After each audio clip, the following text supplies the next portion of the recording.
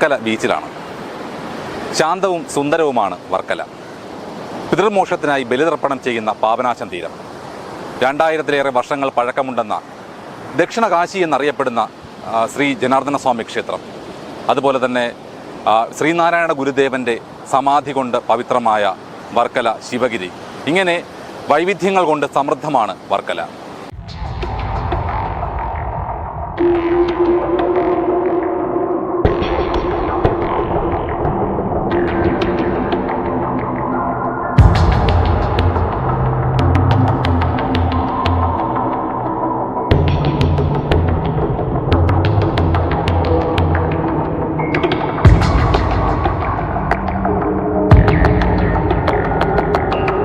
വർക്കല ബീച്ചിൻ്റെ ഏറ്റവും വലിയ പ്രത്യേകതയാണ് നമ്മൾ ഈ കാണുന്ന കുന്നുകൾ അഥവാ ക്ലിഫുകൾ.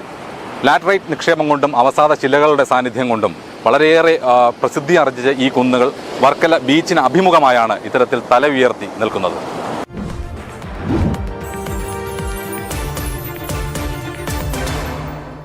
വർക്കലയെ സ്നേഹിക്കുന്ന നാട്ടുകാരും പൊതുപ്രവർത്തകരുമായ നിരവധി പേർ ഇവിടെയുണ്ട്. നമുക്ക് അവരോട് തന്നെ ചോദിക്കാം ഈ ക്ലിഫുകളെ എങ്ങനെ സംരക്ഷിക്കാം എന്നതിനെ പറ്റി. നമ്മുടെ വർക്കല ടൂറിസം എന്ന് പറയുന്നത് ഈ വേൾഡ് ടൂറിസം റാങ്കിൽ 100-ൽ 1 നമ്മുടെ വർക്കല ടൂറിസം. അതിന് പ്രധാന അട്രാക്ഷൻ എന്ന് പറയുന്നത് നമ്മുടെ ഈ ക്ലിഫുകളാണ്, ഈ ഫോർമേഷൻ. അത് നൂറ്റാണ്ടുകൾ പഴക്കമുള്ള ഈ ഫോർമേഷൻ, വർക്കല ഫോർമേഷൻ എന്നാണ് അറിയപ്പെടുന്നത്. അതിൻ്റെ ഈ ക്ലിഫുകൾ ലോകത്ത് എവിടെയും ഇല്ലാത്ത ഒരു പ്രത്യേകത. അതുകൊണ്ടാണ് ഈ വേൾഡിൽ നമ്മുടെ ഈ ക്ലിഫിന് ഇത്രയും പ്രാധാന്യം നൽകുന്നത്. അതുപോലെ നമ്മുടെ വർക്കലക്കാർക്ക് ഈ ക്ലിഫിനെ കുറിച്ച് ഇപ്പോഴാണ് എനിക്ക് തോന്നുന്നത് വളരെ ധാരണ വന്നത്. അതിന് മുമ്പ് മറ്റുള്ളവർ പറഞ്ഞു കേട്ടാണ് വർക്കലയെക്കുറിച്ച്, വർക്കല ഈ ക്ലിഫിൻ്റെ പ്രാധാന്യം ഇപ്പോഴത് പലർക്കും മനസ്സിലായെന്ന് തോന്നുന്നു. കാര്യം ഈ അടുത്ത കാലത്താണ് ഇത്രയും പ്രാധാന്യം ഉണ്ടെന്ന് ഇവർ തന്നെ മനസ്സിലാക്കുന്നത്. കാര്യം ഈ വർക്കല ഈ ടൂറിസം വളർന്നത് ഈ ക്ലിഫ് കൊണ്ടാണെന്നൊക്കെ ബോധം വന്നത് ഇപ്പോൾ തന്നെ. പക്ഷേ നമ്മുടെ ഈ ക്ലിഫിനെ സംരക്ഷിക്കാൻ, ഈ നൂറ്റാണ്ട് ഈ പഴക്കമുള്ള പൈതൃക ക്ലിഫുകളെ സംരക്ഷിക്കാൻ കാലാകാലങ്ങളായിട്ട് നമ്മുടെ ഗവൺമെൻറ് നടപടികളൊന്നും എടുക്കാത്തതിൻ്റെ ഭാഗമായിട്ടാണ് ഇത് ഈ ഇടിഞ്ഞ് നാശപ്പെട്ടുകൊണ്ടിരിക്കുന്ന ഒരവസ്ഥയുണ്ടായത്. നമുക്കറിയാം, യുനെസ്കോയുടെ പൈതൃക പട്ടികയിലാണ് നമ്മുടെ ഈ ഇതിനെ ഉൾപ്പെടുത്താനായിട്ടുള്ള എല്ലാ ശ്രമങ്ങളും ഇപ്പോൾ നടന്നുകൊണ്ടിരിക്കുകയാണ്. അവരുടെ നിരീക്ഷണത്തിലാണ്. അതിന് വേണമെങ്കിൽ ഇതിനകത്ത് ഒരു ഇത് കൺസർവ് ചെയ്യേണ്ടി വരും. ഈ ക്ലിഫ് എത്രയോ വർഷം സൂക്ഷിച്ചാൽ മാത്രമേ അവരുടെ ഈ പൈതൃക പട്ടികയിൽ നമ്മുടെ ഈ ക്ലിഫ് വരത്തുള്ളൂ, ഈ യുനെസ്കോയുടെ. അപ്പോൾ അത്രയും പ്രാധാന്യം അർഹിക്കുന്ന ഈ ക്ലിഫിന് നമ്മുടെ ഗവൺമെൻറ്റുകൾ, കാലാകാലങ്ങളിൽ വരുന്ന ഗവൺമെൻറ്റുകളോ മുനിസിപ്പാലിറ്റി ഭരണസമിതിയോ യാതൊരുവിധ നടപടിയും ഇതിന് പ്രൊട്ടക്ഷന് വേണ്ടി എടുത്തില്ല. മഴ സീസണിൽ ഇത് ഇടിയുന്നുണ്ട്, എല്ലാ സീസണിലും ഇടിഞ്ഞുകൊണ്ട്. പക്ഷേ കാലാകാലങ്ങളായിട്ട് ഇത് ഇപ്പോഴും ഇടിഞ്ഞു. ഈ കഴിഞ്ഞ സീസണിൽ ഏതാണ്ട് 10-12 സ്ഥലത്തോട്ട് ഇത് ഇടിഞ്ഞിട്ടുണ്ട്. അപ്പോൾ അതിന് പ്രധാന കാരണം, ഒരുപാട് കാരണങ്ങളുണ്ട് ഇതിനെ ഇടിയാൻ. പ്രധാനപ്പെട്ട കാര്യങ്ങൾ നിയമവിരുദ്ധമായ കെട്ടിടം, അതൊരു കാരണം തന്നെയാണ്. പിന്നെ ഇതിനകത്ത് നമ്മുടെ ഈ മണ്ണിൻ്റെ സ്വഭാവം, ലാറ്ററൈറ്റ്, അത് വെള്ളം താഴോട്ട് പോകുമ്പോഴത്തേക്ക് ഉണ്ടാകുന്ന ഒരു അവസ്ഥയുണ്ട്. വെള്ളം താഴോട്ട് പോകുമ്പോൾ ഇതിൻ്റെ ഏതാണ്ട് ഒരു 10-15 അടിയോളം താഴെ ഈ വളരെ സോഫ്റ്റായിട്ട് മണലാണ്. അപ്പോൾ അത് ലാറ്ററൈറ്റ് മണ്ണാണ്. അപ്പോൾ അത് നനയുകയും അതുകൊണ്ട് ഇതിൻ്റെ മുകളിലുള്ള വെയിറ്റ് താങ്ങാൻ കഴിയാതെ ഇത് ഇടിയുന്ന ഒരവസ്ഥയുണ്ട്. അതിനൊരു ആക്കം കൂട്ടുന്ന രീതിയിൽ നമ്മുടെ ഇവിടുത്തെ ഈ അനധികൃത നിർമ്മാണങ്ങൾ ഒരു കാരണമാകുന്നുണ്ട്. കൂടാതെ നമ്മുടെ ഇത് സംരക്ഷിക്കാനുള്ള നടപടി എടുക്കാത്തത് ഒരു കാരണം തന്നെയാണ്. ക്ലിഫിൻ്റെ നിലവിലുള്ള അവസ്ഥയെന്ന് പറഞ്ഞാൽ ഈ മഴവെള്ളം ക്ലിഫിലോട്ട് അലിഞ്ഞിറങ്ങിക്കഴിഞ്ഞാൽ ക്ലിഫ് ഇടിയാൻ ചാൻസാണ്. ഇത് ഞങ്ങളൊരു 8 വർഷം കൊണ്ട് 8-10 വർഷം കൊണ്ട് പറയുകയാണ്. ഇതുവരെ ഒരു ഇതും ചെയ്തിട്ടില്ല. ക്ലിഫ് സംരക്ഷിക്കാൻ വേണ്ടി ഇതുവരെ ഒന്നും ഇവിടെ ചെയ്തതായിട്ട് നമുക്ക് അറിഞ്ഞൂടാ. എല്ലാവരും വന്നിങ്ങനെ ക്ലിഫ് ഇടിഞ്ഞു പോകണം, എല്ലാവരും വന്ന് ടാർഗറ്റ് ചെയ്യണം ഈ ഹെലിപ്പാഡും പരിസരങ്ങളുമാണ്. ഇത് 7.5 കിലോമീറ്ററാണ് നമുക്ക് ടോട്ടലി ക്ലിഫുള്ളത്. ഈ സംരക്ഷിക്കുമ്പോൾ നമ്മൾ 7.5 കിലോമീറ്റർ സംരക്ഷിക്കണം. അല്ലാതെ ഇപ്പം ഇവിടെ ആൾറെഡി എസ്റ്റാബ്ലിഷ് ആയി കഴിഞ്ഞ ബിസിനസ് 34 വർഷം കൊണ്ട്, സ്റ്റാർട്ടിങ് 34 വർഷമാണ്. അതിന് മുമ്പേ കുന്നിടിയാണ്.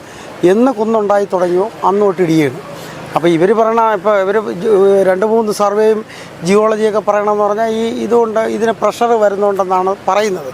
അപ്പോൾ പ്രഷർ ഇല്ലാത്ത സ്ഥലങ്ങളുണ്ട്, അവിടെ എങ്ങനെ കുന്നിടിയണമെന്ന് ഇതുമായിട്ട് ഇവർ പറയുന്ന ഈ വാർത്തയായിട്ട് നമുക്ക് യോജിക്കാൻ പറ്റുന്നില്ല. അപ്പോൾ ഇവിടെ തന്നെ 7.5 കിലോമീറ്റർ ഇറങ്ങി നടന്ന് പോയി ചെക്ക് ചെയ്താൽ കൃത്യമായിട്ട് മനസ്സിലാവുന്നേ ഉള്ളൂ. പിന്നെ ഈ ശാരദാ മുരളീധരൻ അവരാണ് 20 വർഷം കൊണ്ട് നമുക്ക് ഈ നടപ്പാത ഉണ്ടാക്കിയത്. ആ സമയത്തോട്ട് ഇതിൽ എത്ര സ്ലൈഡിങ് വന്നിട്ടുണ്ടെന്ന് കറക്റ്റാണ് നമ്മൾ ഒന്ന് എൻക്വയറി ചെയ്താൽ മറിയും. ഏകദേശം 2.5-3 കിലോമീറ്ററുള്ള ഈ നടപ്പാതയുണ്ട്. ഇവിടെ നിന്ന് പാപനാശം തുടങ്ങി ഏകദേശം വെറ്റക്കട ആ ഭാഗം വരെ പോകുന്നുണ്ട്. അപ്പോൾ ആ എത്ര സ്ലൈഡിങ് വന്നെന്ന് അത് നോക്കുമ്പോൾ തന്നെ അറിയാം. ഈ പറയണ കണക്ക് ഭീകരമായിട്ടുള്ള കാര്യങ്ങളൊന്നും വന്നില്ല. ഇപ്പോൾ ഫസ്റ്റിൽ ഇവിടെ ഇടിയുന്ന ഹെലിപ്പാഡിലാണ് ഏകദേശം ഒരു 40 മീറ്ററോളം അവിടെ എങ്ങും ഒരു കൺസ്ട്രക്ഷനോ ഒന്നുമില്ല. ഈ നിങ്ങളെ കാണുന്ന കാര്യങ്ങൾ മാത്രമാണ് ഉള്ളത്. അപ്പോൾ എങ്കിൽ എന്തുകൊണ്ട് അവിടെ ഇടിഞ്ഞു എന്ന് പറഞ്ഞാൽ ഇവിടുത്തെ വെള്ളം അത്രയും അതിൽ ഒലിച്ചിറങ്ങി അതിൻ്റെ ഇടയിൽ എന്തെങ്കിലും ദൂരമോ എന്തെങ്കിലും വരുമ്പോഴത്തേക്ക് അതിലോട്ട് ഇറങ്ങിക്കഴിഞ്ഞാൽ 10 മീറ്റർ കഴിഞ്ഞാൽ ഇതിൽ ക്ലേ ആണ്. ആ ക്ലേ നനഞ്ഞു കഴിഞ്ഞാൽ മല കൊണ്ട് പൊട്ടും. കാരണം മല ഫ്രണ്ടിലോട്ട് തള്ളിയാണ് നിൽക്കുന്നത്. ഇത് ഞാൻ കഴിഞ്ഞ വാർത്തയിലും പറഞ്ഞതാണ്. ഇത് നിരന്തരം ഞങ്ങൾ പറഞ്ഞുകൊണ്ടിരിക്കുന്ന കേസാണ്. പക്ഷേ ഇതുവരെ ആയിട്ടും ഇത് പ്രൊട്ടക്റ്റ് ചെയ്യാനായിട്ട് ആരും ഇത് ചെയ്തിട്ടില്ല. എന്താണ് ക്ലിഫ് പ്രൊട്ടക്റ്റ് ചെയ്യാൻ ചെയ്തത്? ഒന്നും ചെയ്തിട്ടില്ല. ഇവിടെ നമുക്കിപ്പോൾ എന്താണെന്ന് പറഞ്ഞാൽ ഇത് ഇവിടെ ആൾക്കാർ അവരെ ജീവിതോപാധിയായിട്ട് 34 വർഷം കൊണ്ട് എടുത്തതാണ്. 34 വർഷത്തിന് മുമ്പ് ഇവിടെ ഒന്നുമില്ലായിരുന്നു. കുറച്ച് എണ്ണപ്പെട്ട കുറേ വീടുകളേ ഉള്ളായിരുന്നു. ഒരു 10 വീട്ടിനകത്ത് മാത്രമേ ഉള്ളായിരുന്നുള്ളൂ. അപ്പോൾ അത് തന്നെ അവരെ ക്ലിഫ് ഇപ്പോൾ ഞാൻ ഇവിടെ തൊട്ടടുത്താണ് താമസിക്കുന്നത്. ഒരു 19 വർഷം ഞാൻ ഇതിൻ്റെ അടുത്ത് ക്ലിഫിലെ എഡ്ജിലാണ് താമസിച്ചുകൊണ്ടിരുന്നത്. അവിടെ നിന്ന് ഒരു 40 മീറ്റർ ഉള്ളിലോട്ടായിരുന്നു ഞാൻ താമസിച്ചുകൊണ്ടിരുന്നത്. ഇപ്പോൾ ഞാൻ വീട് വെച്ച് ബാക്കിലോട്ട് താമസം മാറ്റിയിട്ടുണ്ട്. അവിടെ ഞാൻ വരുമ്പോഴത്തേക്ക് ഇപ്പോൾ ഏകദേശം 26 വർഷമുണ്ട്. അവിടെ ഇതുവരെ സ്ലൈഡായിട്ടില്ല. പല സ്ഥലങ്ങളിൽ സ്ലൈഡായിട്ടുണ്ട്. എവിടെയൊക്കെ വെള്ളം ഇറങ്ങുമോ അവിടെ സ്ലൈഡാവും. പക്ഷേ അതിനാരും ഒന്നും ചെയ്യുന്നില്ല. ഇപ്പോൾ തന്നെ കളക്ടറെ ഏതോ രീതിയിൽ തെറ്റിദ്ധരിപ്പിച്ചതാണ്. അപ്പുറത്ത് അത് അവർ 35 ഡിഗ്രി ലാൻഡ് ചരിച്ച് ചെയ്യേണ്ട ഒരവസ്ഥ വന്നത്. അത് ഈ അദ്ദേഹത്തിൻ്റെ ഇത് പറഞ്ഞു കൊടുത്ത് ഇതെല്ലാം കൂടെ ഇടിഞ്ഞ് മണ്ടയിൽ വീഴും, അതിന് നമുക്ക് എന്തെങ്കിലും ഒരു പരിഹാരം കാണണമെന്ന് പറഞ്ഞപ്പോൾ അദ്ദേഹം ചിലപ്പോൾ ഉദ്യോഗസ്ഥന്മാരുമായിട്ട് ആലോചിച്ചിട്ടുണ്ട് എന്ത് പരിഹാരം ചെയ്യാമെന്ന് പറഞ്ഞപ്പോഴത്തേക്ക് ഇത് വളരെ കാലങ്ങൾക്ക് മുമ്പേ ഞങ്ങൾ പറഞ്ഞ് ടേപ്പർ കണക്ക് നിർത്തിയാൽ ഇത് കുന്നിടിയില്ല. പക്ഷേ ഇതിൻ്റെ സ്വാഭാവിക നിൽക്കൂല എന്നുള്ളത് കൊണ്ടാണ് അന്നത് നടത്താതെ പോയത്. കാരണം വാസിക് മേഡം ഫസ്റ്റിൽ ഇവിടെ വന്നപ്പോഴത്തേക്ക് ഞങ്ങൾ പറഞ്ഞ ഒരു ഡിമാൻഡ് അതായിരുന്നു. അപ്പോൾ അവർ വാസിക് മേഡം നമ്മൾ ആലോചിച്ചപ്പോഴത്തേക്ക് അവർ പറഞ്ഞ് നമുക്ക് ഇങ്ങനെ ഒരു പ്രശ്നമുണ്ട്, സ്വാഭാവികം നഷ്ടപ്പെടും. അതുമല്ല ഇത് പൈതൃക സ്വത്താണ്, നമുക്കത് നഷ്ടപ്പെടുത്തി കൊടുക്കാൻ പറ്റില്ല. പിന്നെ 10,000-കണക്കിന് ആൾക്കാർ ഡയറക്റ്റ് ജീവിക്കുന്ന ഒരു സ്ഥലവും കൂടെയാണ്. ഡയറക്റ്റ് ഇതായാലും വർക്കല അവർ പറയുമ്പോൾ ഈ ടൂറിസം എന്ന് പറയുമ്പോൾ അവരുദ്ദേശിക്കുന്നത് പറഞ്ഞാൽ ടൂറിസ്റ്റുകൾ മാത്രമാണ് ഇത് കുറേ കടക്കാരും അവർ മാത്രമാണ് ജീവിക്കണമെന്ന് പറഞ്ഞാൽ അങ്ങനെയല്ല. ഇപ്പോൾ ഉദാഹരണത്തിന് ഇവിടെ വരുന്ന വണ്ടികളിൽ പെട്രോൾ അടിക്കണം, നിങ്ങൾ ഇവിടുത്തെ ഒരു 4 പെട്രോൾ പമ്പിൻ്റെ കണക്കെടുത്താൽ മാത്രം മനസ്സിലാവും. അതുപോലെ തന്നെ ഇവിടെ ഒരു ചെറിയ നമ്മളിപ്പോൾ ഒരു റിനോവേഷൻ നടക്കുകയാണ്. അപ്പോൾ പെയിൻറ്റിൻ്റെ പണിയുണ്ട്, ഇതെല്ലാം ഉണ്ട്. എന്തുമാത്രം ഹ്യൂജ് എമൗണ്ടാണ് അതിൽ പല ഇതായിട്ട് പോകണമെന്ന്. ഇപ്പോൾ ഇവിടെ നമുക്ക് 32 റെസ്റ്റോറൻ്റ് ഉണ്ട്. ഈ ഒരൊറ്റ ലൈനിൽ മൊത്തം 70 റെസ്റ്റോറൻ്റ് ഉണ്ട് ഇവിടെ. ഈ 32 റെസ്റ്റോറൻറ്റ് ഇരിക്കുന്നത് ക്ലിഫ് എഡ്ജിൽ നിന്നും ഒരു 15 മീറ്ററിനകത്താണ്. അത് ഏകദേശം ഒരു 15-20-25 വർഷം കൊണ്ടായി അതിൽ കൂടുതലായി റെസ്റ്റോറൻറ്റ്. എനിക്ക് തോന്നുന്നു 94-ലാണെന്ന് പറഞ്ഞാൽ ഫസ്റ്റ് റെസ്റ്റോറൻറ്റ് ഇവിടെ വരുന്നത്. സുഷി എന്ന് പറയുന്ന ഒരാൾ ആണ് അത് ആദ്യമായിട്ട് ഓപ്പൺ ചെയ്തതാണെന്ന് പറയുന്നത്. അതിന് മുമ്പ് ഡോങ്കി പാലസ് എന്ന് പറഞ്ഞ താഴെ ഉണ്ടായിരുന്നു. പിന്നെ ഇവരൊക്കെ സ്ഥലവാസികളാണ്, ഞാനിവിടെ വന്ന ആളാണ്, എൻ്റെക്കാളും സീനിയർ ആൾക്കാരാണ് ഇവരൊക്കെ ജനിച്ചത് ഇവിടെയാണ്. അന്ന് കുന്നിടിയല്ല. അപ്പോൾ കുന്ന് അൾട്ടിമേറ്റ് നമ്മൾ എന്തുകൊണ്ട് ഇതിനൊരു സൊല്യൂഷൻ അവർ ചെയ്യുന്നില്ല. കുന്നിടീന ഓക്കെ നമ്മൾ ഈ പ്രഷർ കൊടുക്കുന്നതുകൊണ്ടാണെന്ന് പറയുന്നു. എങ്കിൽ ബാക്കിയുള്ള സ്ഥലത്ത് പ്രഷർ ഇല്ലാത്ത സ്ഥലത്ത് കുന്നിടീനേണ്ട റീസൺ വേണ്ടേ? അതവരാരും പറയുന്നില്ല. അത് ചോദിക്കുമ്പോൾ ഉണ്ടാക്കില്ല. ഞാൻ ഇവിടെ ജനിച്ചുള്ള ആളാണ്. ഇതിന് എനിക്കുള്ള എൻ്റെ വയസ്സിനും അപ്പുറത്തോട്ട് ഇടിഞ്ഞു തുടങ്ങിയ മല. കാരണം കടലാക്രമണം കൊണ്ട് മാത്രമല്ല മല ഇടിയുന്നത്. കടലാക്രമണം കൊണ്ട് ഇപ്പോഴും മല ഇടിഞ്ഞിട്ടില്ല. കാരണം ഈ കടൽ ഒരു സമയത്തും ഈ ഹെലിപ്പാഡിനടുത്ത് വരുന്ന കുന്നുകളിലൊന്നും കടൽ എത്താറില്ല. എല്ലാം അങ്ങ് താഴെ നിൽക്കുന്നത്. മണലിൽ നിന്ന് കടൽ പോവുകയാണ്, ഇനി കയറത്തില്ല. മല കയറിയാലും അതുകൊണ്ട് മല ഇടിയില്ല. മല ഇടിയുന്നത് മലയായതുകൊണ്ട് ഇടിയുന്നു എന്ന് പറയാനേ ഒക്കുള്ളൂ. കാരണം പിന്നെ വേറെ ഉള്ളതെന്ന് വെച്ചാൽ വേറെ ആളുകൾ പറയുന്നത്, അല്ലെങ്കിൽ ജിയോളജിക്കൽ ഡിപ്പാർട്ട്മെൻറ്റ് പറയുന്നതെന്ന് പറഞ്ഞാൽ ഭൂമിക്ക് വെയിറ്റ് കൂടുന്നത് കൊണ്ടാണ് മല ഇടിയുന്നതെന്നുള്ള ഒരു പറച്ചിലുണ്ട്. അവരിവിടെ ഒരു ക്യാമ്പ് നടത്തിയപ്പോൾ അവരങ്ങനെ ആദ്യം അതിനെ വിലയിരുത്തിയത്. പിന്നെ അതിൻ്റെ ഡീറ്റെയിൽഡ് റിപ്പോർട്ട് വന്നിട്ടില്ല ജിയോളജിക്കൽ സർവേ ഓഫ് ഇന്ത്യയുടെ. ഈ ഒരുപാട് അനധികൃത നിർമ്മാണങ്ങളുണ്ടെന്ന് പറയുന്നു. അപ്പോൾ അതിനെന്തെങ്കിലും നഗരസഭയുടെ ഭാഗത്തുനിന്ന് അല്ലെങ്കിൽ ഈ വാർഡിൻ്റെ കൗൺസിൽ നിലയ്ക്ക് താങ്കൾ എന്തെങ്കിലും നിർദ്ദേശം നഗരസഭയ്ക്ക് വെച്ചിട്ടുണ്ട്? അവരുടെ നിലപാടെന്താണ്? അനധികൃത നിർമ്മാണം എന്ന് പറഞ്ഞാൽ നിയമത്തിന് വിരുദ്ധമായി ചെയ്യുന്ന നിർമ്മാണങ്ങൾ അത് നിയമത്തിൻ്റെ വഴിക്ക് പോകും. അതിന് ധാരാളം കേസുകൾ നടപ്പുണ്ട്. എല്ലാം പോയി സ്റ്റേ മേടിക്കുമല്ലോ. ആ സ്റ്റേ ഉണ്ട്. സ്റ്റേ കേസിന് വക്കീൽ അപ്പീർ ചെയ്യുന്നുണ്ട്.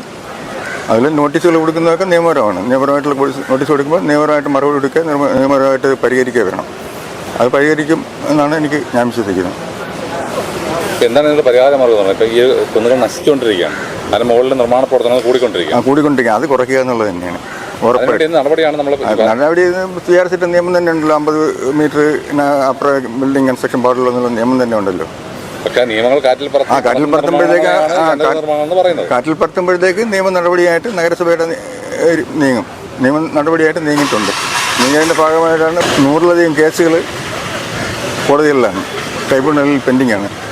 നഗരസഭയും ഈ അനധികൃത നിർമ്മാണമായിട്ടുള്ള അതിൽ ചിലതൊക്കെ അതിലെല്ലാം സ്റ്റേ കിട്ടിയിട്ടുണ്ട്. ആ സ്റ്റേ കിട്ടുന്ന സ്റ്റേ വെക്കേറ്റ് ചെയ്യുന്നതനുസരിച്ച് നടപടി സ്വീകരിച്ചുകൊണ്ടിരിക്കുകയാണ് നഗരസഭ. അടുത്ത ദിവസം തന്നെ ഈ ലെഫ്റ്റ് സൈഡിലുള്ള എല്ലാ നിർമ്മാണ പ്രവർത്തനങ്ങളും എടുത്തു മാറ്റിയിട്ടുണ്ട്. ഈ നടപ്പാതയുടെ ലെഫ്റ്റ് സൈഡ്, ഈ നടപ്പാത തന്നെ അശാസ്ത്രീയമായിട്ടാണ് നിർമ്മിച്ചിട്ടുള്ളത്. അന്ന് ഞാനത് അതിന് പറഞ്ഞിട്ടുണ്ടായിരുന്നു. നടപ്പാത അശാസ്ത്രീയമാണ്, വെട്ടുകല്ലാണ് ഭാഗിക്കുന്നത്. വെട്ടുകല്ല് ഭാഗിയത് തന്നെ മലയിടാനൊരു കാരണമായിട്ട് നിങ്ങൾക്ക് വേണമെങ്കിൽ പരിശോധിക്കാം. വെട്ടുകല്ല് ഭാഗിയ സ്ഥലങ്ങളെല്ലാം നടപ്പാതയെല്ലാം താഴെ പോയിട്ടുണ്ട്, താഴെ വീണിട്ടുണ്ട്, മലയിടിഞ്ഞിട്ടുണ്ട്. ഇങ്ങനെ ഒരു നഗരസഭയുടെ ഭാഗത്തുള്ള അലംഭാവമാണോ ഇത്? അലംഭാവമൊന്നും എടുക്കല്ല. ഈ കുന്ന് സംരക്ഷിക്കാനായിട്ട് കുന്നുകളെ സംരക്ഷിക്കാൻ വേണ്ടി നഗരസഭ എന്ത് നടപടി എടുത്തു? ഈ കൗൺസിൽ എന്ത് നടപടിയാണ് എടുത്തത്? ഈ കുന്നുകളും ഈ കടലും എല്ലാം നഗരസഭയിൽ ഉള്ളതാണെങ്കിലും അതിൻ്റെയൊക്കെ അധികാരികൾ കേന്ദ്ര സർക്കാരും ആണ്. കാരണം ഈ സംരക്ഷിക്കണമെന്ന് പറഞ്ഞാൽ കടൽഭിത്തി കെട്ടുക എന്നുള്ളതാണ് ആദ്യമുണ്ട്. കടൽഭിത്തി ഉണ്ടായിരുന്നു ഇവിടെ, കടലെത്തുന്ന സ്ഥലത്തെല്ലാം കടൽഭിത്തി ഇട്ടിട്ടുണ്ടായിരുന്നു. ആ ഭാഗത്തുനിന്ന് മല ഇടിഞ്ഞിട്ടില്ലല്ലോ, ബാക്കിലൊക്കെ ഉണ്ടായിരുന്നു.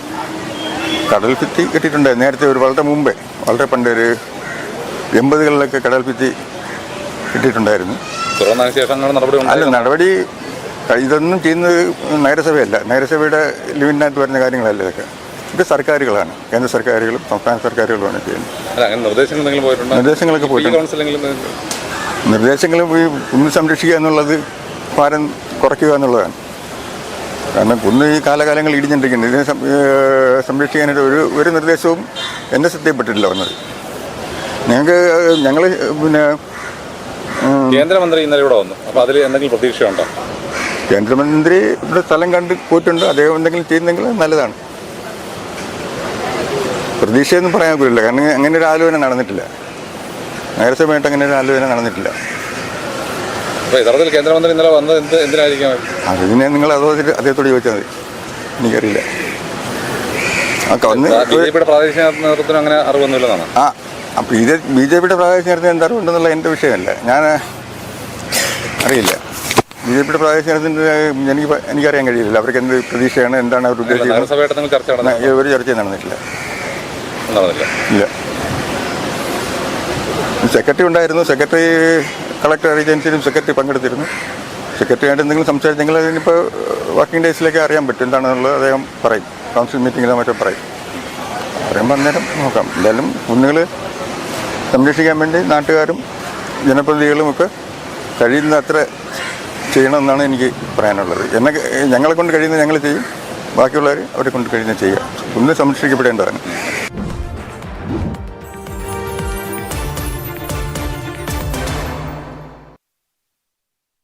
ാണ് നമ്മളിപ്പോൾ ദൃശ്യങ്ങൾ കാണുന്നത്. ശബ്ദത്തിൽ നമ്മൾ കേട്ടത് രണ്ട് പ്രധാന വ്യക്തികളാണ്. ഒന്ന് KPCC അധ്യക്ഷൻ K. സുധാകരൻ, മറ്റൊന്ന് രാജ്മോഹൻ ഉണ്ണിത്താനാണ്.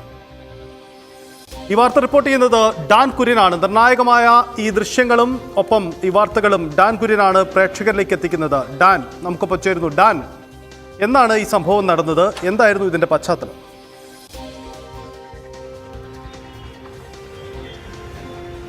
സജിത്ത്, മാസങ്ങൾക്ക് മുമ്പ് KPCC അധ്യക്ഷൻ K. സുധാകരന്റെ കണ്ണൂർ നാടാലിലുള്ള ഔദ്യോഗിക വസതിയുടെ കന്നിമൂലയിൽ നിന്ന് കണ്ടെടുത്ത ആ കൂടോത്ര അവശിഷ്ടങ്ങളുടെ ദൃശ്യങ്ങളും ശബ്ദ സംഭാഷണവുമാണ് പ്രേക്ഷകർ അല്പസമയം മുമ്പ് കേട്ടിരിക്കുന്നത്. അതായത് KPCC അധ്യക്ഷ സ്ഥാനത്തേക്ക് K. സുധാകരൻ കടന്നു വന്നതിന് പിന്നാലെ മുതൽ അദ്ദേഹത്തെ ആരോഗ്യപരമായ ചില പ്രശ്നങ്ങൾ അലട്ടിയിരുന്നു. അതിന് അദ്ദേഹം എറണാകുളത്ത് ഒരു സ്വകാര്യ ആശുപത്രിയിൽ ചികിത്സ തേടി. വിവിധ തരത്തിലുള്ള പരിശോധനകൾ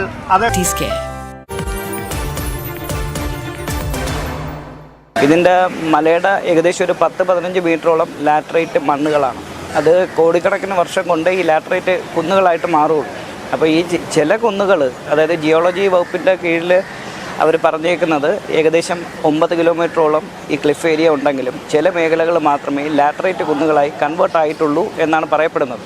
അതിൽ ചില ഭാഗങ്ങൾ, അതായത് ഇപ്പോൾ പാവനാശം നോക്കുകയാണെങ്കിൽ ഇപ്പോൾ കഴിഞ്ഞ പ്രാവശ്യം ഈ കുന്നുകൾ ഇടിക്കുന്നതായിട്ട് ബന്ധപ്പെട്ട് ഒരു വലിയ ഇഷ്യൂസ് ഉണ്ടായിട്ടുണ്ട്. അതായത് ഒരു 35 സെൻറ്റിമീറ്റർ ഡിസാസ്റ്റർ മാനേജ്മെൻറ്റ് തീരുമാനപ്രകാരം കളക്ടറുടെ ഓർഡറുടെ ഭാഗമായിട്ടൊരു 35 ആംഗിളിൽ കുന്ന് കട്ട് ചെയ്യാനായിട്ടുള്ള ഒരു ഓർഡർ വന്നിട്ടുണ്ടായിരുന്നു. അപ്പോൾ ആ മേഖലയൊന്നും ലാറ്ററൈറ്റ് കല്ലുകൾ രൂപീകരിക്കാത്ത മേഖലകളാണ്. അപ്പം ഒരു കോടിക്കണക്കിന് വർഷം, അതായത് 1882 കാലഘട്ടങ്ങളിലാണ് ഇത് ഫോർമേഷൻ ഉണ്ടായതെന്ന് പറയപ്പെടുന്നുണ്ട്. അതുകൊണ്ട് നമ്മുടെ വിക്കിപീഡിയ അതുപോലെയുള്ള ഈ ഇത് എൻസൈക്ലോപീഡിയയിലൊക്കെ പറയുന്നത് അങ്ങനെയാണ്.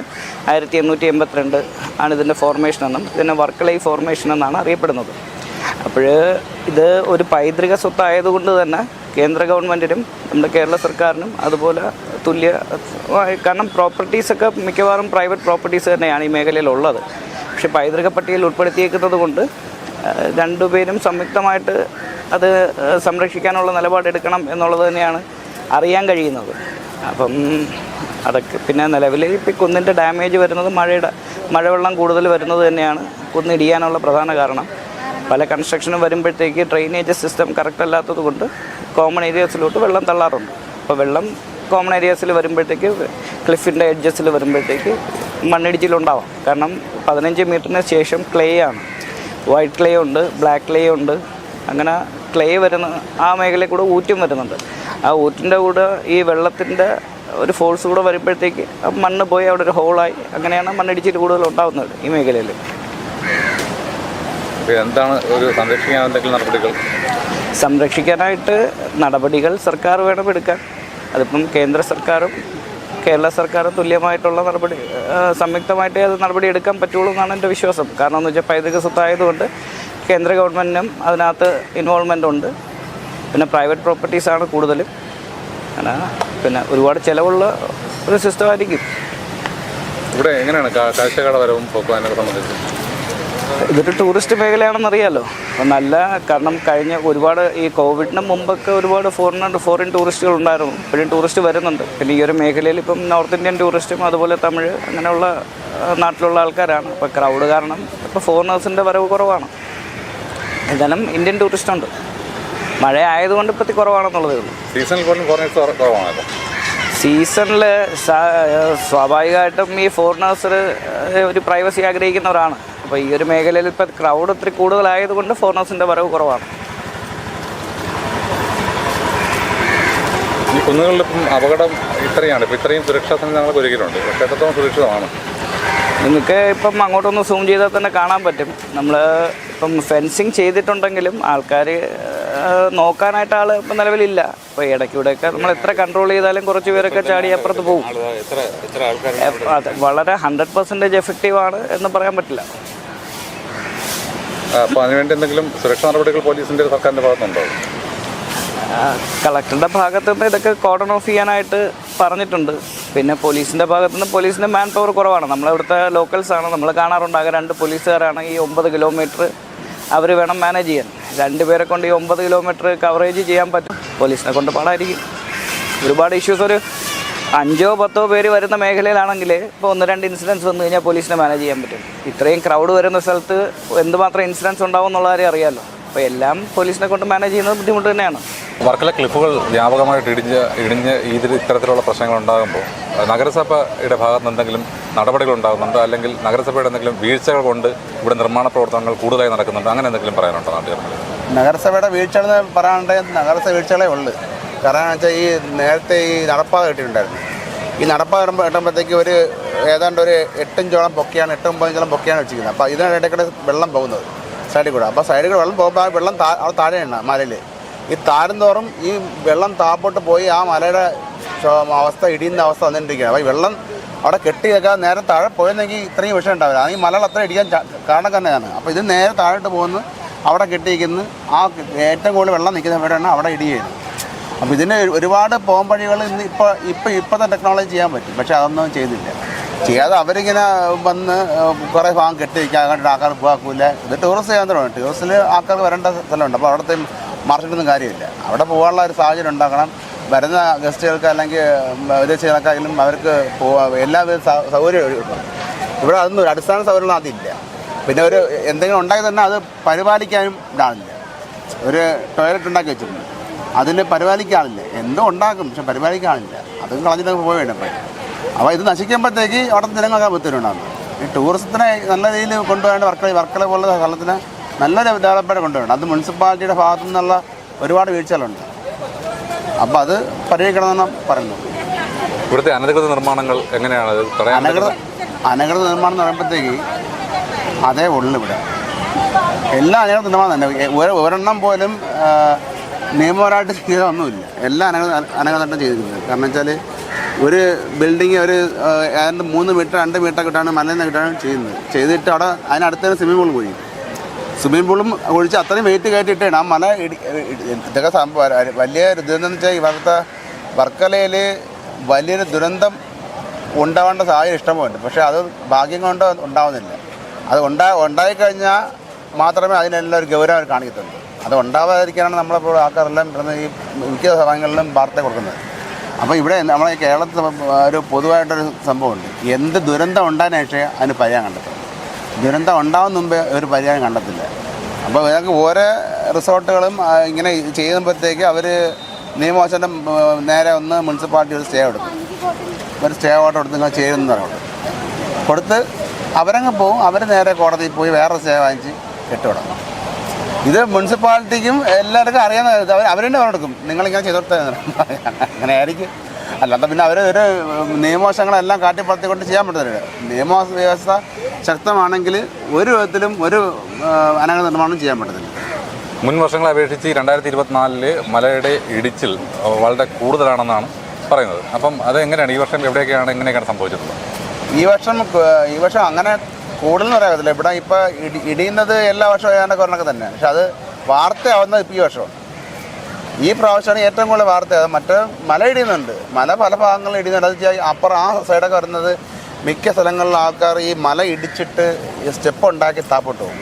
അപ്പോൾ സ്റ്റെപ്പ് ഉണ്ടാകുമ്പോൾ ഒരു കുറച്ച് ഭാഗം ഗ്യാപ്പാണ്, അപ്പുറം എപ്പുറം ആ ഗ്യാപ്പിൽ കൂടെ വരുന്നത്. അപ്പോൾ ആ ഗ്യാപ്പിൻ്റെ അവിടെ ഈ വെള്ളം നിന്നിട്ട് അല്ലെങ്കിൽ ക്ഷയം സംഭവിച്ചിട്ട് ഇടിഞ്ഞ് പോകുന്നത്. അങ്ങനെ ഒരുപാട് സംഭവങ്ങൾ ഉണ്ടാകും. അപ്പോൾ ചില സ്ഥലങ്ങളിൽ അത് പടിയില്ലാകുമ്പോഴത്തേക്കും അവർ ഉപേക്ഷിച്ച് അടുത്ത പടി ഉണ്ടാക്കും. ഇത് ഏറ്റവും കൂടുതലും പടി ഉണ്ടാക്കിയാണ് ഏറ്റവും കൂടുതൽ മല ആ ഭാഗത്ത് പോയിട്ടുള്ളത്. ഇപ്പുറത്തെ ഭാഗത്ത് ആദ്യം പടികളില്ല, 2 പടികളേ ഉള്ളൂ. അത് കുഴപ്പമില്ലാതെ പോകുന്ന സംഭവമാണ്. അപ്പോൾ ഇങ്ങനെയുള്ള പിന്നെ അവിടെ ഒരു റിസോർട്ടുണ്ട്. അതിനകത്ത് സ്വിമ്മിംഗ് പൂൾ വെച്ചാൽ കുന്നിൽ നിന്ന് ഒരു 2 മീറ്ററാണ് തോന്നുന്നത്. എന്നിട്ട് അവിടെ നിന്ന് സ്വിമ്മിംഗ് പൂൾ ഉണ്ടാക്കിയിട്ട് അവിടെ മൊത്തം മറ്റേ കോൺക്രീറ്റ് ഇട്ട് ടൈലിട്ട് കറക്റ്റ് ചെയ്തിരിക്കുക. കുന്നുകളെന്ന് പറയുമ്പോൾ പ്രകൃതിയുടെ ഒരു സൗന്ദര്യമാണ്. അത് കാര്യം നേരത്തെ മുതലേ പണ്ട് കാലം മുതലേ ഉള്ള ഇതാണ് വർക്കല കുന്നുകളെന്ന് പറയുമ്പോൾ. ക്ലിഫ് എന്ന് ആദ്യം പേര് കേട്ട് എല്ലാവർക്കും അതിൻ്റെ ഒരു ഇതാണ്. അപ്പോൾ അത് ഇപ്പം നശിക്കാൻ കാരണമെന്ന് പറയുമ്പം നേരത്തെയൊക്കെ കുറേ ഇതൊക്കെ ആയിരുന്നു. ഇപ്പോഴും കുറേ കെട്ടിടങ്ങളൊക്കെ അതിൻ്റെ മേളിലൊക്കെ വരുന്നുണ്ട്. അപ്പോൾ അതിൽ നിന്ന് ന്യൂനതകൾ സംഭവിക്കുന്നുണ്ട് ആ കുന്നിന്. പിന്നെ മഴ ഏറ്റവും കൂടുതൽ കുന്നിടിഞ്ഞത് ഈ പ്രാവശ്യമാണ്. 2004 ഏറ്റവും കൂടുതൽ കുന്നിടിഞ്ഞിട്ടുള്ളത്. അന്നൊക്കെ മറ്റുള്ള സ്ഥലങ്ങളിലൊക്കെ ചെറിയ രീതിയിലേ ഉണ്ട്. പക്ഷേ ഇപ്രാവശ്യം ഈ 2024 ഭയങ്കരമായ ഇതാണ്. ഇത് പല സ്ഥലങ്ങളിലായിട്ട് ഈ ബീച്ചിൻ്റെ പല ഭാഗങ്ങളിലായിട്ട് ഇടിഞ്ഞിട്ടുണ്ട്. 10 മീറ്റർ 50 മീറ്റർ അങ്ങനെയൊക്കെ പല സ്ഥലങ്ങളിലും അങ്ങനെയൊക്കെ പോയിട്ടുണ്ട്. പിന്നെ അതിൻ്റെ വേറൊരു ഇതെന്ന് പറയുമ്പം ഈ മലയുടെ അടിയിൽ നിൽക്കുന്ന വൃക്ഷങ്ങളുടെ അവിടെയൊക്കെ ഈ പിള്ളേർ, കോളേജ് പിള്ളേർ, സ്കൂൾ പിള്ളേർ ഇവരൊക്കെ വന്ന് തങ്ങി നിൽക്കാറുണ്ട്. അപ്പോൾ അതൊരു ഭയങ്കര അപകട മേഖലയാണ്. ഞങ്ങൾ മാക്സിമം അവരെയൊക്കെ പറഞ്ഞ് വിടുന്നുണ്ട്. അപ്പോൾ അതിനെ സംരക്ഷിക്കുക എന്ന് പറഞ്ഞാൽ നമ്മളത് പ്രകൃതിദത്തമായിട്ടുള്ള അതിനെ സംരക്ഷിക്കുക എന്നുള്ളതാണ്. പോയിട്ട് പിന്നെ ഈ വെള്ളം നമ്മളെ ഭവനാശിനി ജലമെന്ന് പറഞ്ഞാൽ അതൊരു പുണ്യ ജലമാണ്.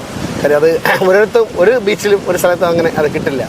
ഇത് ആവശ്യതം കൂടെയാണ് ആ വെള്ളം എന്നാണ് ഇവിടുത്തെ ആൾക്കാർ പറയുന്നത്. കാര്യം സ്ഥിരം വർഷങ്ങളോളം ഞാൻ കാണുന്നുണ്ട് ഇവിടെ വന്ന് കുളിക്കുന്ന. അവർക്ക് അസുഖങ്ങളൊന്നുമില്ല. ഒരുപാട് വർഷങ്ങൾ 10, 25, 30 വർഷം കുളിക്കുന്ന ആൾക്കാരുണ്ട്. അപ്പോൾ അത് പോയിട്ടാണെങ്കിൽ ഇവിടെ ബലികർമ്മം വരുന്നവർ അത് കഴിഞ്ഞാൽ വന്ന് ഈ ഭവനാശി കുളിച്ചിട്ടൊക്കെയാണ് പോകുന്നത്. അപ്പോൾ പ്രകൃതി കനിഞ്ഞ് നൽകിയ വർക്കലേക്ക് നൽകിയ ഒരു പുണ്യമാണിത്. അപ്പോൾ ഈ കുന്നുകളെ സംരക്ഷണം സർക്കാരിൻ്റെ ഭാഗത്തുനിന്നും ഇവിടുത്തേത് ഉണ്ടാവണം. അല്ലെങ്കിൽ വീണ്ടും ഇത് ഇരിക്കൊണ്ടേയിരിക്കും. മഴകൾ വരുമ്പോൾ പ്രതീക്ഷിക്കാത്തതാണ് സംഭവിച്ചുകൊണ്ടിരിക്കുന്നത് ഇവിടെ. അതേപോലെ ബീച്ചിൽ വരുന്നവർ ഓടി ഈ കുന്നിൻ്റെ അടിഭാഗത്തൊക്കെയാണ് ഈ മരങ്ങൾ നിൽക്കുന്നുണ്ട്, തണൽ ഭാഗത്തൊക്കെ നിൽക്കുന്നുണ്ട്. അപ്പോൾ അത് പക്ഷേ ഇവിടെ ഇടിഞ്ഞതെല്ലാം രാത്രി സമയങ്ങളിലാണ്, പകൽ അങ്ങനെ ഇടിഞ്ഞിട്ടില്ല. ഇപ്പോൾ ബലിമണ്ഡപത്തിൻ്റെ ഭാഗത്ത് തന്നെ അവിടെ ഇടിഞ്ഞത് രാത്രി ആയതുകൊണ്ട് പ്രശ്നമല്ല. പക്ഷേ പകലായിരുന്നെങ്കിൽ ആ ഭാഗത്ത് ഇഷ്ടംപോലെ ആൾക്കാർ തങ്ങി നിൽക്കുന്ന സ്ഥലമാണ്.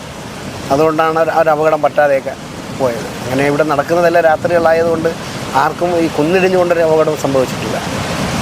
നേരത്തെ ഇവിടെ എത്ര വർഷമാകും ഞാനിവിടെ വന്നിട്ട് 28 വർഷം. അപ്പോൾ നേരത്തെ ഈ കുന്നുകൾ എങ്ങനെയായിരുന്നു? ഒരുപാട് മുന്നിലോട്ട് നിൽക്കുകയായിരുന്നു? അത് ഇല്ല, ഇതേപോലെ തന്നെയായിരുന്നു. ഞാൻ വരുന്ന സമയത്ത് ഇതേപോലെ. അന്ന് ഞാൻ വരുന്ന സമയത്ത് ഈ മരങ്ങളൊന്നും ഇല്ലായിരുന്നു. ഇപ്പോൾ ഈ മരങ്ങളൊക്കെ വന്നിട്ട് ഏകദേശം 8-10 വർഷങ്ങളായേ ഉള്ളൂ. അന്ന് മരങ്ങളില്ലേ, കുന്ന് പിന്നെ കാണാൻ തന്നെ ഇവിടെ നോക്കുമ്പോൾ നല്ല ഭംഗിയായിരുന്നു. ഇപ്പം ഒന്നും കാണാൻ പറ്റില്ല. കാര്യം മരങ്ങൾ നട്ടു വളർത്തി കുന്നിനൊന്നും കാണാൻ പറ്റുന്നില്ല. ഇന്ന് നിൽക്കുന്നുണ്ട് ചെറുപ്പുണ്ട് കുന്നിന്, പക്ഷേ സംഭവം അവിടെ നിന്നുള്ള വെള്ളങ്ങൾ അധികമായിട്ട് ഇങ്ങോട്ട് വരുന്നുണ്ട്. ആ വെള്ളത്തിൻ്റെ ഇതിലാണ് അവിടെ ആയിട്ട് ഇത് വരുന്നത്. അപ്പോൾ അതിന് സുരക്ഷിതമായ ഒരു വേലിയോ മറ്റുള്ള സൗകര്യങ്ങളൊന്നും ഇല്ല ഇത് പിടിച്ച് നിർത്തത്തക്ക രീതിയിൽ. അപ്പം അങ്ങനെ എന്തെങ്കിലുമൊക്കെ ചെയ്താൽ മാത്രമേ അതിനകത്ത് എന്തെങ്കിലും ഇത് കൊടുത്തു, അല്ലെങ്കിൽ വീണ്ടും ഇടിഞ്ഞുകൊണ്ടേയിരിക്കും മഴ വരുമ്പോഴൊക്കെ.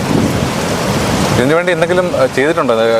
എന്തെങ്കിലും സംരക്ഷണത്തിന് വേണ്ടി എന്തെങ്കിലും നടപടികൾ? സംരക്ഷണത്തിന് വേണ്ടി അങ്ങനെ ഒന്നും ചെയ്തിട്ടില്ല അവർ ഇതുവരെ. അങ്ങനെ ഒന്നും സംരക്ഷണത്തിന് വേണ്ടി അങ്ങനെ ഒന്നും ചെയ്യില്ല. ഇനി ഇപ്പോൾ ഈ ഇടയ്ക്കൊക്കെ ഇവിടെ അവരാവശ്യപ്പെട്ടു, ഇവിടെ അസോസിയേഷൻകാരൊക്കെ ആവശ്യപ്പെട്ടതെന്ന് പറഞ്ഞാൽ ഇപ്പോൾ കുന്നിടിയണ അവിടെ ഇതാണല്ല ഇങ്ങനെ സംരക്ഷിച്ച് നിർത്താനുള്ള ഒരു സാഹചര്യം ഉണ്ടാക്കുക എന്നാണ് പറയുന്നത്. വേലി പോലെ പാമ്പുകൾ കെട്ടി അങ്ങനെ അടച്ച് നിന്നാൽ കുറേ നിൽക്കും, ഇടിഞ്ഞു വീണത് കുറേ തടസ്സം ചെയ്യാൻ പറ്റുമെന്നാണ് പറയുന്നത്. അതിൻ്റെ മാർക്കുകളല്ല, അത് ഇത് വീണ്ടും ഇടിഞ്ഞുകൊണ്ടേയിരിക്കും. ഇവിടെ ഇപ്പം സംഭവിച്ചുകൊണ്ടിരിക്കുന്ന വർഷകാലങ്ങൾ കഴിയുന്നതോടെ ഇടിഞ്ഞുകൊണ്ടിരിക്കുകയാണ്. നേരത്തെ ഈ നിർമ്മാണ പ്രവർത്തനങ്ങൾ അതിൻ്റെ മുകളിലുണ്ടായിരുന്നു, നിർമ്മാണ പ്രവർത്തനങ്ങൾ നേരത്തേക്ക് ഉണ്ടായിരുന്നു. ഇപ്പം കൂടുതലാണ് കാര്യം. ഇപ്പം കൂടുതൽ ഒരേ വികസനം വരുമ്പോൾ അതിൻ്റേതായ രീതിയിൽ വരുന്നില്ലേ, അപ്പം അങ്ങനെ വരുന്നതാണ്. അവർ അപ്പോൾ അതിൻ്റെയൊക്കെ ഇത് ഭാഗത്തിൻ്റെ പുറത്താണ് ഇങ്ങനെ ഇടിഞ്ഞു വരുന്നത്. കാര്യം വെള്ളം തങ്ങി നിൽക്കാനുള്ള സൗകര്യങ്ങളൊന്നുമില്ല, നേരെ ഇങ്ങോട്ട് വരികയാണ്, ഒലിച്ചു വരികയാണ്. അപ്പോൾ അത് വരുമ്പോൾ എവിടെയാണ് കൂടുതലാണ് ആ ഭാഗങ്ങൾ ഇടിയുക, സംരക്ഷണം ഇല്ലാത്തതുകൊണ്ടാണ്. പ്രകൃതി കനിഞ്ഞു നൽകിയ വർക്കലയുടെ പൈതൃക സ്വത്തായ ക്ലിഫുകളെ സംരക്ഷിക്കാൻ കേന്ദ്ര സർക്കാരും സംസ്ഥാന സർക്കാരും അടിയന്തരമായി നടപടിയെടുക്കുമെന്ന് തന്നെയാണ് വർക്കല നിവാസികളുടെ പ്രതീക്ഷ. ഞാനോട് ചോദിക്കാൻ പൂർത്തിയാകുന്നു. നമസ്കാരം.